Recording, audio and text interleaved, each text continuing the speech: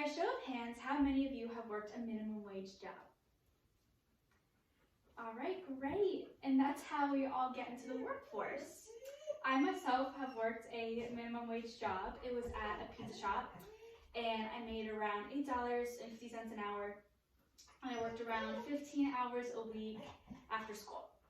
And back then, and still to this day actually, my friends and I who also work minimum wage jobs, would kind of joke around because we would be working all these shifts and all these hours, but yet we wouldn't have a lot of money to spend. So we'd all just kind of joke around about that.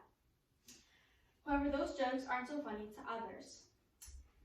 They aren't so funny to people who are struggling to afford groceries or rent. Those jokes aren't so funny to kids younger than me, balancing work, school, and contributing their low paychecks to their family's income. The federal minimum wage is unsustainable for life and should be raised to at least $15 an hour to ensure all Americans can earn a living wage. And as one who has worked a minimum wage job, I can honestly vouch for an increase in the benefits it would offer. So in this speech, I will inform you how the current federal minimum wage is unsustainable for anyone, how it should be raised to $15 an hour, and the benefits along with that increase in pay many workers would receive. So first, let's address the issue. In 2009, when the minimum wage of $7.25 an hour was created by Congress, the world was not dealing with the inflation it is now, and unfortunately, the hourly wage has not kept up the pace. First, families suffer from this wage. In fact, Andrew Blumenthal, a financial journalist, writes that full-time employees earning $7.25 annually make only $15,080 a year as of 2023, even if they work 40 hours a week.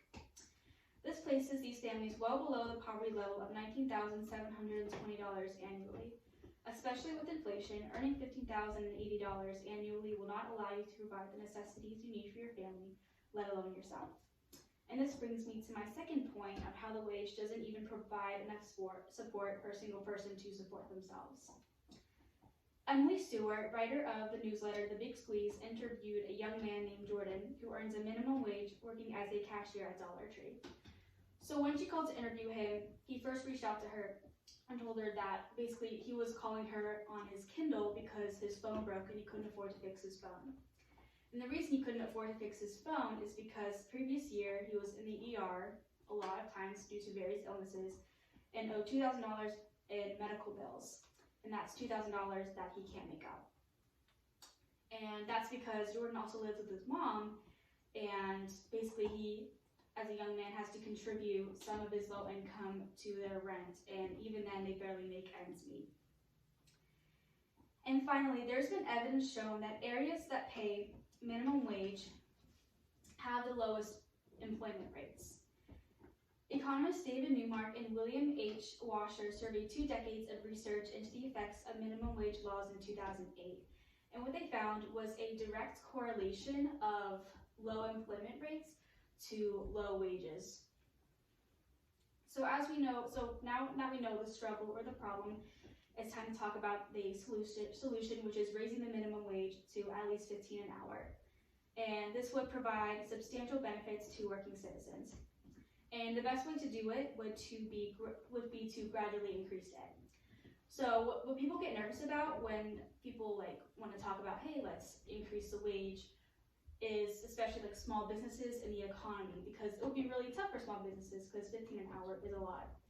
So gradually increasing it would give businesses time to kind of adjust and acclimate to the change and also help their employees. Families would also face a gradual increase in their money. According to Robert Wood Johnson Foundation, the annual family earnings of the nearly 56 million workers nationwide would rise by an average of $5,600 because of the minimum wage increase. The minimum wage increase would also provide tons of benefits for everyone. According to Rose Qatar, Director of Economic Analysis, a $15 minimum wage would help reduce gender, racial, and ethnic wage gaps for women, Black, and Latino workers currently working less than $15 an hour. It would also be a greater economic security for people, for families and their households. According to Daniel Aronson, Vice President and Director of Microeconomic Research, a federal minimum wage hike would boost income and spending of minimum wage households.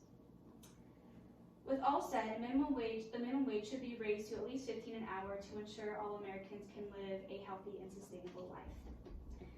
Wages of minorities and economic securities of households would be greatly improved. And from the speech, I hope you take away valuable information and can advocate for your own financial well-being as well as help others.